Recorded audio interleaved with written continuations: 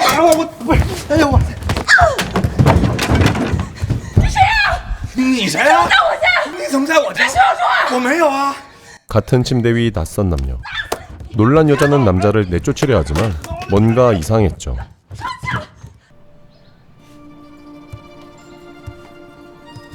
그 모습은 마치 지난밤 두 집이 뒤틀려 합쳐진 모습이었습니다.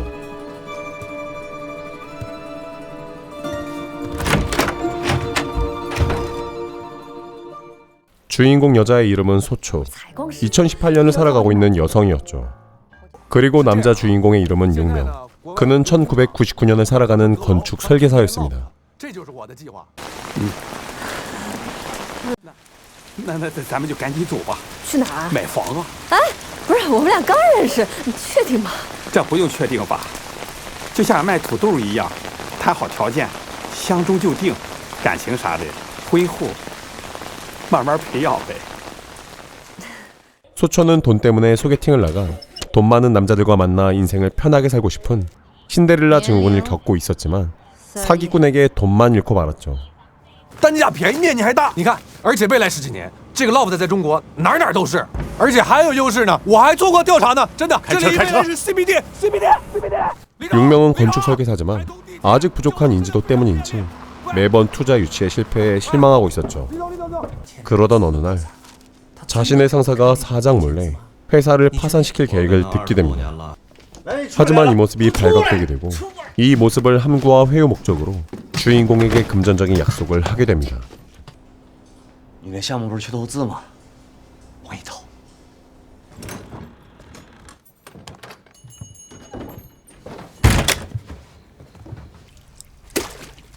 그렇게 두 사람은 만신창이가 된 하루를 보내고 2018년의 그녀와 1999년의 그는 같은 집에서 마무리를 하고 있었죠.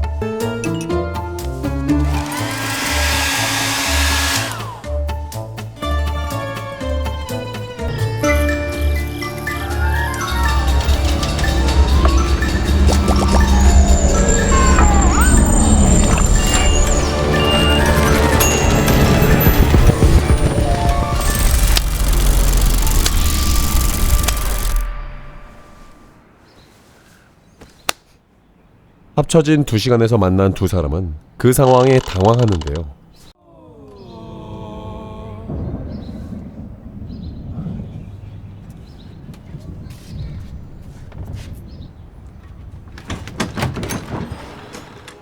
남자의 문을 열어보니 그녀가 어릴 적 경험했던 문화들이 한눈에 들어왔고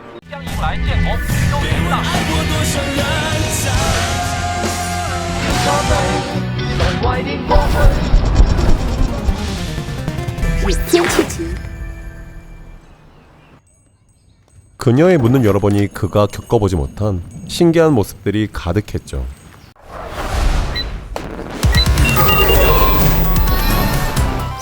AI 正在改变人类生活。无人驾驶让人很不享受驾驶趣事。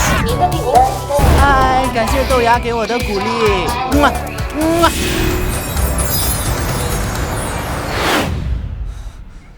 궁금한 마음에 다른 시간에 문을 열려 하자 시간이 다시 뒤틀리는 모습을 보고 놀라게 되는데요.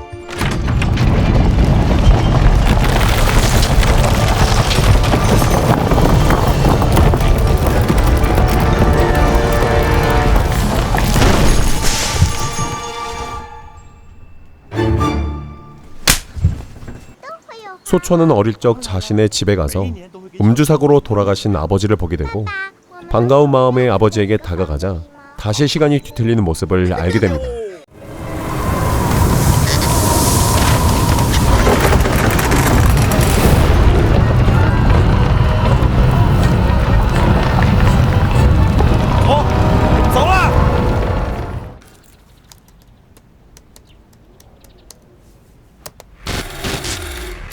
또한 용명은 소초의 노트북으로 미래를 검색하거나 용명의 과거의 핸드폰으로 전화를 걸려하자 또다시 시공간이 변하는 모습을 보고 놀라게 되죠. 두 사람 모두 어디로 이사할 수 없는 상황이었기 때문에 어쩔 수 없이 두 사람은 함께 동거를 시작하게 됩니다. 我以为套一裤衩呢。这什么呀？扫地机器人。这怎么搞的？这搞什么？有趣的问题。这是谁啊？我助理。你这还有助理？吹牛！你让他送个饭试试。高海底的扯面表演，行云流水。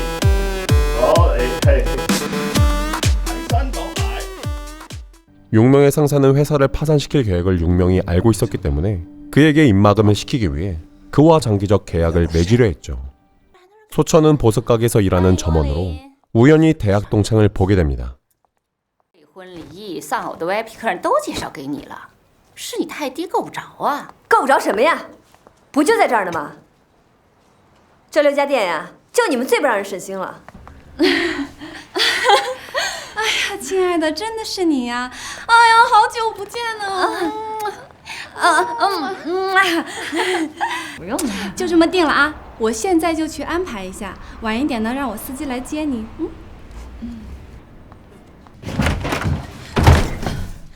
换上衣服跟我走。 하지만 그녀는 거짓말을 하게 되고 그녀의 친구가 초대하는 식사에 어쩔 수 없이 수락하게 되었죠. 정장을 빌리고 한껏 꾸며 친구의 집에서 식사를 하지만 온갖 민망한 상황들만 만들고 집에 돌아오고 마는데요. 来吧，为我们的友谊干一干。干！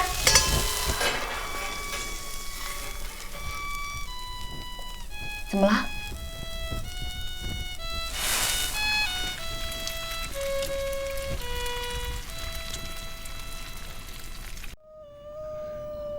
不哭了啊，都不好看了。老娘天下最美。嚯！你还想吃什么？应有尽有。我要吃巧克力蛋糕。 마음 따뜻한 용명은 그녀에게 위로를 건네고 소천은 그런 그가 조금씩 마음에 들기 시작했죠. 疼，哎，疼，是不是那味儿？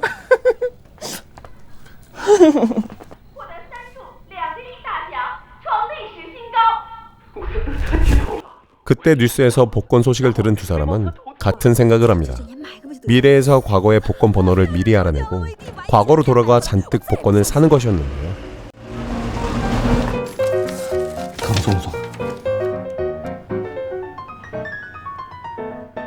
이미 당첨된 사람들처럼 매일 파티를 하고 싶었던 것을 하며 즐겼습니다.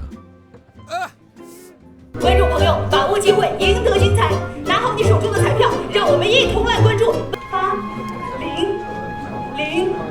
8009。 드디어 복권 발표날, 두 사람의 예상대로 번호가 맞아 들어갔습니다. 하지만 기뻐하기도 전에 다시 시간이 뒤틀리며 번호가 없어져 버려 소용없게 되었죠.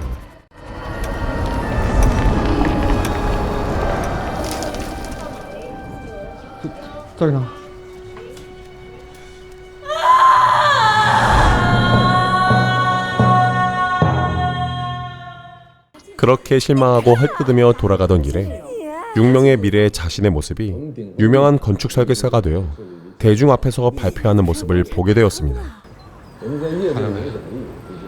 破什么城楼了？帅了！我都不存在吗？你跟着我干嘛呀，老斑鸠？我是老斑鸠。哎，那你说我这是纯粹呢，还是傻笑啊？我是傻笑，我是傻笑。 신기한 마음에 인파를 뚫고 자신의 미래 모습에 다가가는 순간 역시 시간이 뒤틀리고 건물이 무너져 버렸죠. 그때 미래의 자신의 머릿속에 현재의 용명이 겪은 소천과의 기억이 전이돼 버렸는데요. 이렇게 시간이 왜곡된 이유는 미래의 용명이 더 나은 기술을 얻어 시장을 확실히 점유하기 위해 시간 이동 장치를 만들었지만 미래가 아닌 과거로 시간이 옮겨져 버려 현재의 소천을 만나게 된 것이죠. 시간 장치를 만든 과학자는 이 현상이 계속된다면 지시한 용명 자신이 없어진다는 말에 계획을 세웠습니다. 착하고 바른 과거의 용명과 소천이 두 사람이 서로 소중하게 생각하고 있다는 생각까지 알게 되어 돈을 위해 무엇이다 하던 소천을 자신의 편으로 만들어 과거의 용명과 헤어져 함께 만날 기회를 없애버리기로 했죠. 你好。 하지만 과거의 용명과 지금의 용명은 성격의 차이가 너무나 컸습니다. 냉소적이고 차가운 현재의 육명은 그저 소천을 기억에 남아있는 한 명의 여자처럼 대했고 소천도 그런 모습에 불편하기만 했죠. 따뜻한 육명은 손수 식사를 차리고 그녀를 기다렸지만 결국 그녀는 그를 떠나 차가운 육명과 함께하기로 하고 이사를 하기로 했는데요.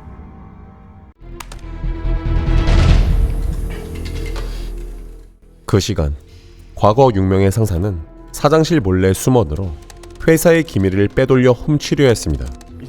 그 순간 사장을 만나게 되고 몸싸움을 벌입니다.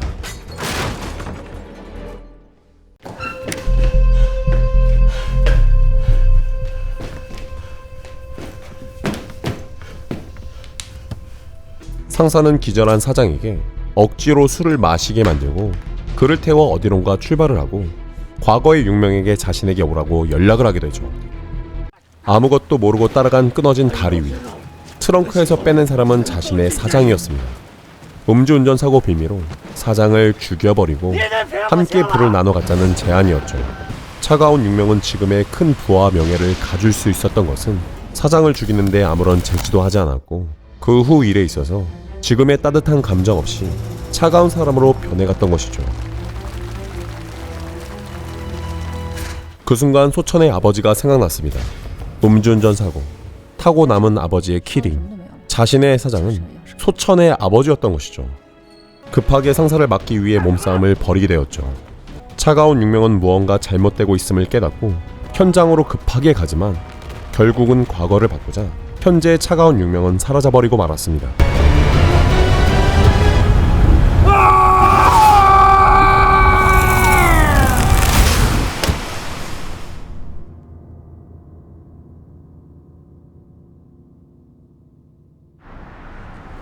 我愿意承担一切责任。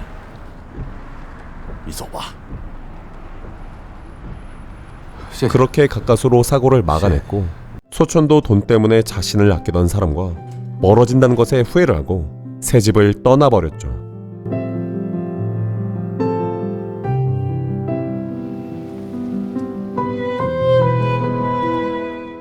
과거와 미래가 변해지는 시점, 두 사람의 시간도 다시 한번 왜곡이 시작되었죠. 그렇게 마지막으로 왜곡이 변하는 시점에서 두 사람은 잠시 마주하게 되었습니다. 마지막 작별 인사라고 육명의 시간이 변하면서 소천은 사라져버렸죠.